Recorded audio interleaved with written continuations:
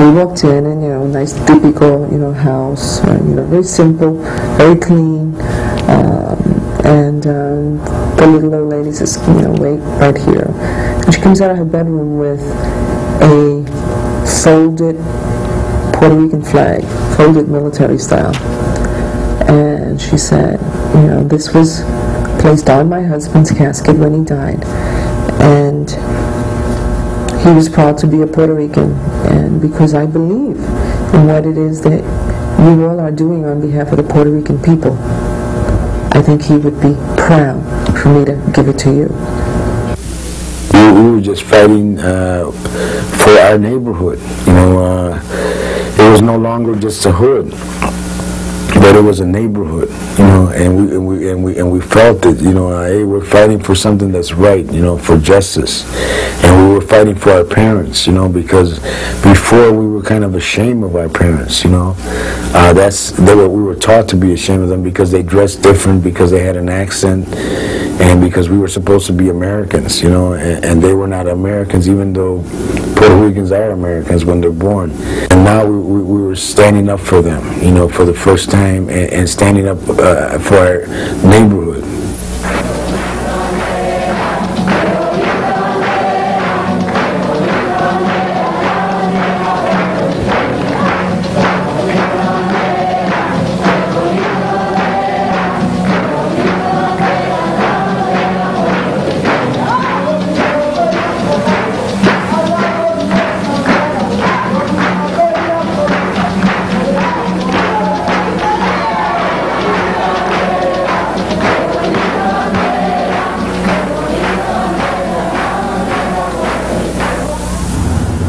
This park, this is where we grew up at.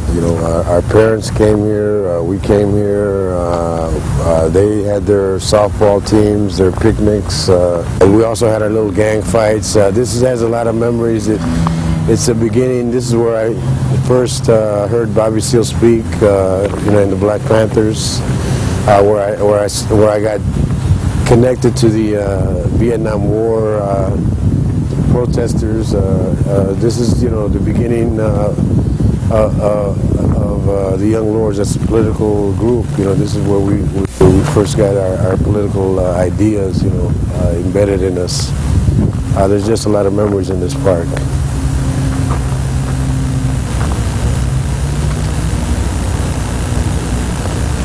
When I go back and think about that period of time, and I look at some of the pictures that I have seen, the Young Lords were what is called a ragtag army. First of all, including Chacha, really young, no adult leadership, nobody backing them up. Young people out in the street, organized by themselves. And ragtag army is the best term that I can think about. The Young Lords organization became a political force, and because they became a political force, they were attacked by the power structure. But at least with the Young Lords organization, we were able to see that an original structure that was gang, a gang structure, could become a political, force. The Young Lords were doing good things in 1969, and what happened to them was they were arrested. They were put in jail. They were hunted down worse than drug dealers or murderers. So we don't know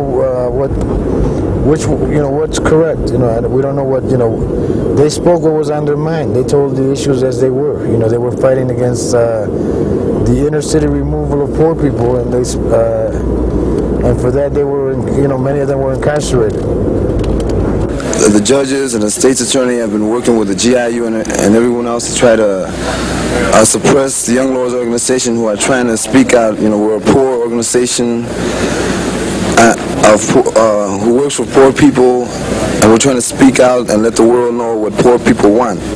The reason why we haven't been able to open the daycare center is because the city has found ridiculous violations in the building, such as the floor is too low or the ceiling is too high. And what we're saying is that we're still fighting to open the daycare center, and what we're saying to the city is that I think that they should also look around in some of those apartments where the children will have to stay, where they are getting lead poisoning, and they should find violations in those buildings and not where in a church where we are trying to take care of them. We can't call this housing, we just call them dumps. You know, roaches live with you, they don't pay no rent, but you do. You know, your children eat lead poison paint. The roof fall on you. And most of the time when you go to the bathroom, you better take an umbrella along with you because you're about to drop in a rainy hangout.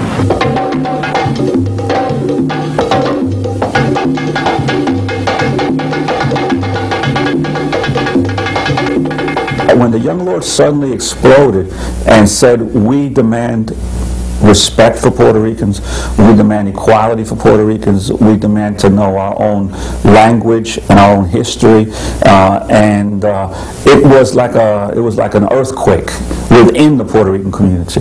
Not to mention that suddenly the rest of the city woke up and said, what is this?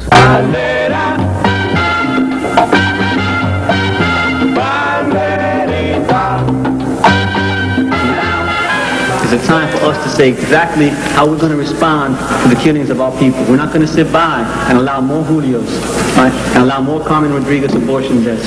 We have to begin to stand up as the people, the Puerto Rican people, and say that's enough. That's enough.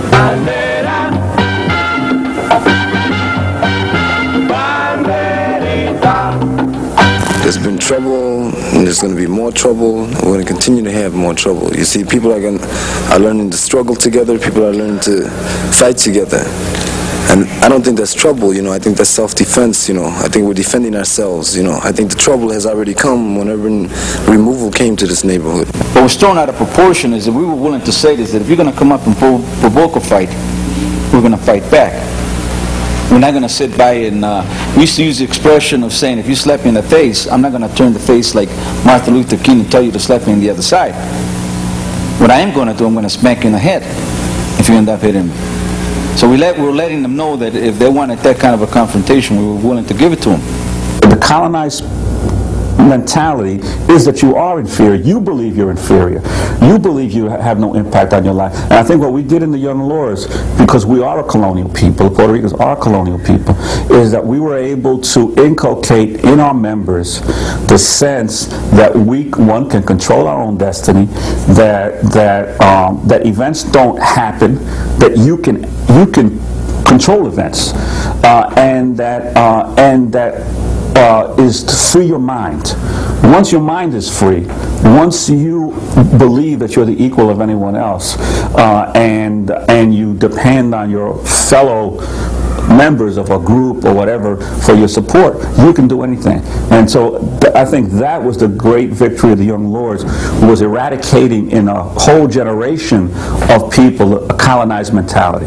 There's no way you can do Puerto Rican studies of the development of the Puerto Rican community in the United States and not touch upon that era and that organization and what that organization did. So the model is there for people to learn from. There was a recent takeover of some community people, of some housing that hasn't been open yet. Any school takeover, that's certainly in the spirit of the Young Lords. At the point where government fails and people organize themselves and confront government, you know, that's in the spirit of the Young Lords. We, for whatever reason, had to make our own ways, but nothing institutionally stayed in the community other than the bourgeois organizations, the educational organizations, the church organizations. They stayed, we did not. So these kids, our children, had to forge themselves a new identity, a new language, in a vacuum. And as a result, crime became one of the options they took. There was nothing else for them to do. I was a criminal. I didn't continue that way, but I had the Young Lords. What do they have?